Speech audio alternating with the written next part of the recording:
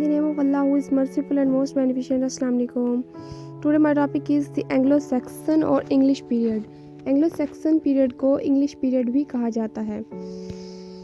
हम ये डिस्कस करते हैं पहले कि हमने अपने आज के लेक्चर में सबसे मेन पॉइंट डिस्कस करने कौन से हैं. हम अबाउट द एज देखेंगे कि एंग्लो सेक्शंस का जो एज है कहाँ से स्टार्ट हुआ और कहाँ तक गया, प्रोमिनेंट राइटर्स कौन से थे इसमें और किस राइटर ने किस एज में क्या काम किया, और इस एज में किंग्स कौन से आए हैं. मेन इवेंट्स को भी डिस्कस करेंगे हम.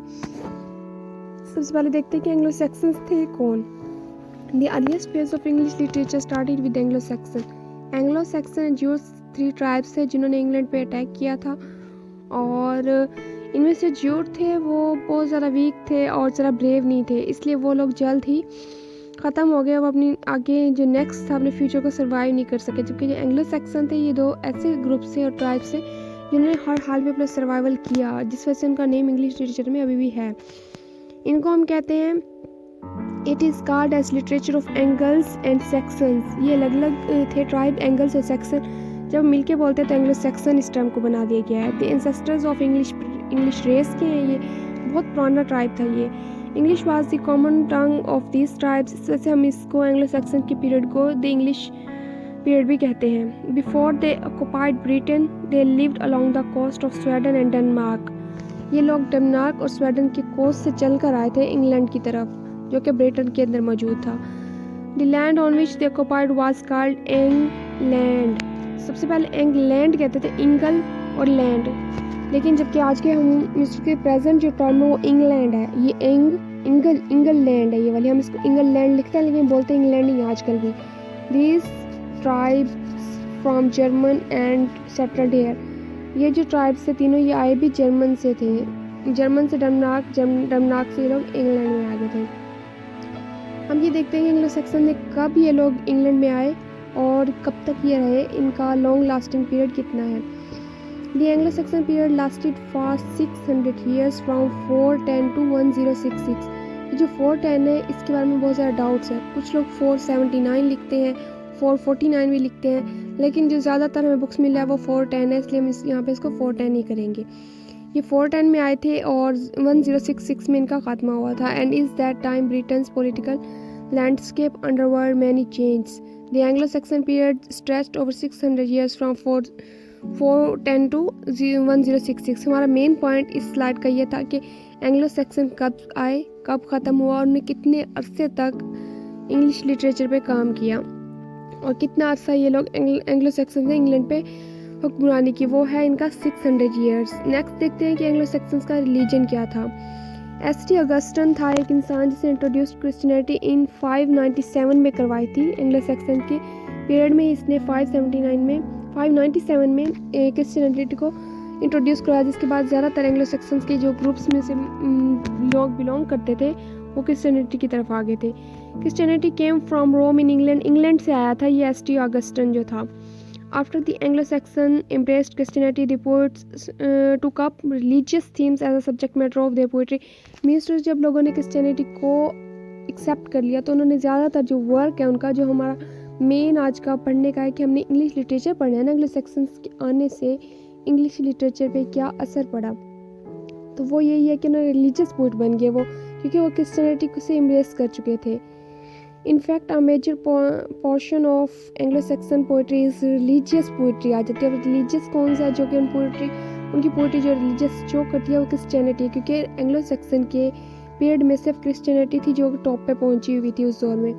Important work of Anglo sections, उन्होंने मैन्यूस्क्रिप्ट्स पे काम किया था, जो कि आजकल एक पॉइंट हम डिस्कस करते हैं कि एंग्लो सेक्शन का ज़्यादातर वर्क जो है वो एनोनिमस है. मीन्स टू से राइटर्स का नेम ही, हमारे पास वर्क बहुत है एंग्लो सेक्शन का जो कि इंग्लिश लिटरेचर पे हुआ, लेकिन with out names of the writers है और ऑथर्स की नेम नहीं है हमारे पास.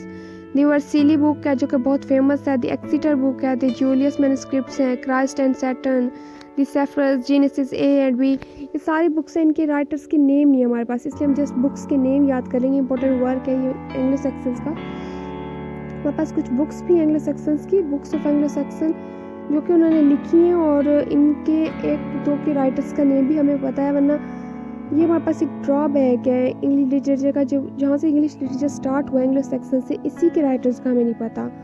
So much of the Anglo-Saxon poetry is lost. There are still some fragments, कुछ रह गए हैं हमारे पास, वो ये हैं। विटसित बाय वाल्टर, विटसित वो है जो एक बहुत अच्छी बुक है जो कि बहुत ज़्यादा पेजेस पे मुश्तमिल है, लेकिन ये एक विटसित है, इसके राइटर्स का नेम भी है। फाइट एट फिंसबर्ग है, कंप्लेंट ऑफ डोर है, Beowulf, Beowulf the most important of this period, ये वो बुक है जिसको वो नेशनल एपिक भी कहते हैं, नेशनल एपिक ऑफ इंग्लैंड कहा जाता है बीवुल्फ को।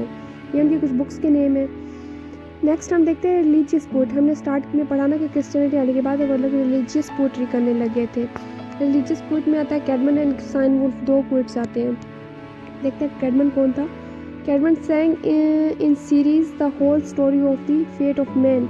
कैडमन वो इंसान था जिसने इंसान के तख़य्युल की जो स्टोरी थी उसको अपनी सीरीज़ में, जैसे एक सीरीज दे दी कि इंसान पैदा कैसे हुआ, दूसरी सीरीज दे दी कि इंसान ने अपने आप को डेवलप कैसे किया, इस तरह से सीरीज़ में whole story of fate of man लिखी है। From creation and fall of the man means कि हमारे फर्स्ट डे से लेकर इसने डे ऑफ द जजमेंट तक कैडमन ने हमें लिख के दिया है कि ऐसा होता है। अपनी सीरीज़ में रिलीजियस को, इसने रिलीजन के पर्सपेक्टिव को लिखा है कि आखिर में हमारे साथ होगा क्या। Cynewulf most important poem is the Christ. Christ बहुत ज़्यादा फेमस है, क्रिश्चियन लोग अभी भी इस बुक को मानते हैं और बहुत ज़्यादा स्टडी करते हैं इसको।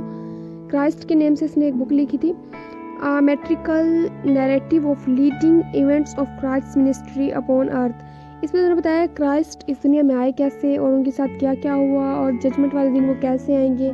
इस तरह से करके इन दोनों पोइट्स का जो हम समरी करते हैं वो ये होती है कि इन दोनों इंसान के तख़य्युल के बारे में लिखा है कि इंसान कहाँ से आया, कैसे आया, उसके साथ आखिरत में होगा क्या। ये कुछ बातें इन दोनों ने हमारे लिए बयान की हैं। नेक्स्ट हमारे पास जो एंग्लो सेक्शन में हमने कुछ बातें ही पढ़नी है, इसमें प्रोज राइटर को देखते हैं हम।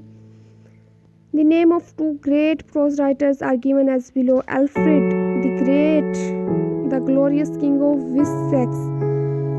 विसेक का किंग था ये और इसने प्रोज राइटिंग पे बहुत ज़्यादा काम किया। जब इंसान अपनी इमोशंस और फीलिंग्स को पोइट्री में नहीं शो कर सकता तो वो प्रोज की तरफ फॉरवर्ड कर जाता है।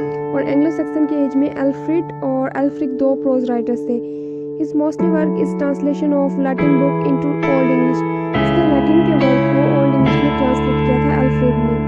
एल्फेरिक आ प्रीस्ट हु रोट सरमन्स, उस एज में जो सरमन्स दिए जाते थे उनको भी लिखने का बहुत ज़्यादा ट्रेंड था, तो इसने ओल्ड इंग्लिश लैंग्वेज में सरमन्स को राइट डाउन किया था जो कि प्रोज की शेप में थे। इसलिए हमारे पास प्रोज राइटर के नेम पर एल्फ्रेड एंड एल्फेरिक दो राइटर्स हैं। हिस्टोरियंस भी थे उस एज में।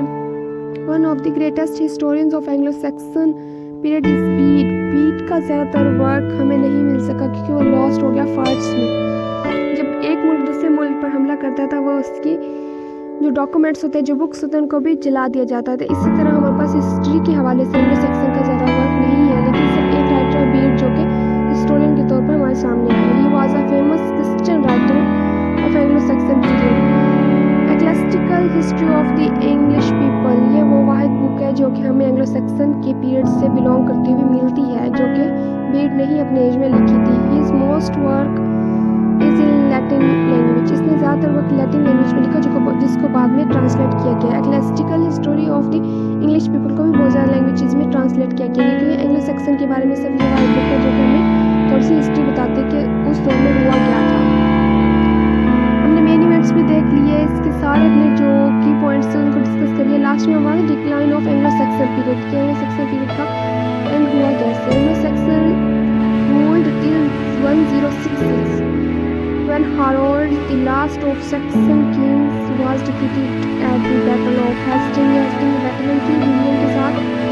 विलियम जो थे वो नॉर्मैंडी का किंग था, नॉर्मैंडी से आया था, गुरुकुल ऑफ नॉर्मैंडी फ्रांस से आए थे ये लोग, और हारोल्ड के साथ फाइट हुई थी जिसमें हारोल्ड को बहुत बुरी तरह शिकस्त हुई थी। इस फाइट को, इस बैटल को हेस्टिंग के नाम से याद किया जाता है। द एंग्लो सेक्सन और old English period English literature therefore extended roughly from 617 AD। ये जो हमें ज़्यादातर इंफॉर्मेशन मिलती है डिक्लाइन ऑफ एंग्लो सेक्सन में, इसमें हमारे पास किंग्स के नेम्स अक्सर चेंज होते हैं, लेकिन जो ज़्यादातर बुक्स इसमें हारोल्ड ही है। इसके बारे में उन्हें लास्ट में की लाइन लिखी है, fight between Harold Godwinson and William the bastard. जो नॉर्मैंडी का किंग था जिन्होंने इंग्लैंड पे फाइट अटैक किया और बाद में इस तख्त के वो अहल भी बन गए थे अपनी इसको हार्वर्ड को हरा के। तो उसका पहले नाम था विलियम द बास्टर्ड। जब वो जीता था तो विलियम द कनकरर बना था, लेकिन बहुत कम लोगों को पता है कि उसका रियल नाम विलियम द बास्टर्ड था। उसके बाद विलियम का नेम बन गया था विलियम द कनकरर, और हार्वर्ड का कंप्लीट नाम था हार्वर्ड गॉडविंसन। तो ये अक्सर शॉर्ट क्यूज या एमसीक्यूज में आ रहा था कि लास्ट किंग कौन था एंग्लो सैक्सन का, तो वो हार्वर्ड था। और फर्स्ट किंग जो कि एंग्लो नॉर्मन का बना था वो था नॉर्मैंडी। आज का हमारा टॉपिक यहीं पे एंड होता है, जिसमें हमने मेन पॉइंट्स डिस्कस किए हैं। जैसे कि हमने अबाउट द एज भी देखा है, प्रोमिनेंट राइटर्स को भी देखा है, जिसमें प्रोज राइटर्स आगे थे, हिस्टोरियंस थे हमारे पास। हमने किंग्स को देखा, हार्वर्ड और विलियम को, मेन इवेंट्स को देखा है। I hope that you understand it.